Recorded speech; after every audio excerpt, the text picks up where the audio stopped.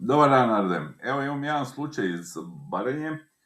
Prodana je jedna kuća, davno prodana, prije par godina na nekakvoj internoj sudskoj dražbi, protivno odredbama o Ovršnog zakona koji kaže da se mora prodavati preko FINA-e, javna prodaja i tako dalje. Međutim, što se dogodilo? OPG-ovac je bio dužan nekom dobavljaču, dobavljač je imao presudu, temeljem presude je pokrenuta ovrha nad kućem i cijelim imanjem i došlo je do dražbe. Dražba je provedena, kao što sam rekao, na sudu, iako je trebalo biti na FINA-i.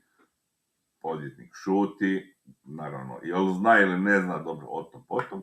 I onda ide sljedeća stvar, Habduko, ili ti ga B2 Kapital, ili ti ga EOS Matrix, nitko ne osporava tražbinu na ovom ročištu za namirenje.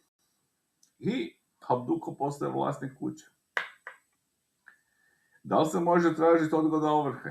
Ne može, jer je on savjestan kupac, nikomu ništa nije prigovorio. Odvjetnik propustio. A zapravo je pitanje da li je uopće taj dug postojao.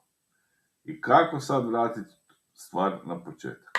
Biće jako teško, ali novac će se moći dobiti, oni su prihvatili početnu cijenu i tako dalje, ali je toliko promašaja i toliko propusta odvjetnika napravljeno, neću spominjati njegove ime, ali mogu ću početi raditi crnu listu odvjetnika koji su ljude svojim lošim zastupanjem zapravo katastrofalno oštetili.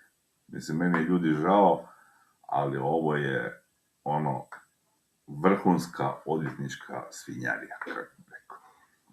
Ništa, ja ću vas izvještavati kako će dalje ići u tom postupku, ali kuća, nažalost, osim ako se nagodi sa Dukom, dobro, podnijeta je tužba radi ništetnosti ugovora, moguće je da se nešto i izvuče po tom pitanju, ali, brate mili, odvjetnici, napravili ste ljudima ostati bez kuće. Ajde, ništa, čuvajte se, čujemo se.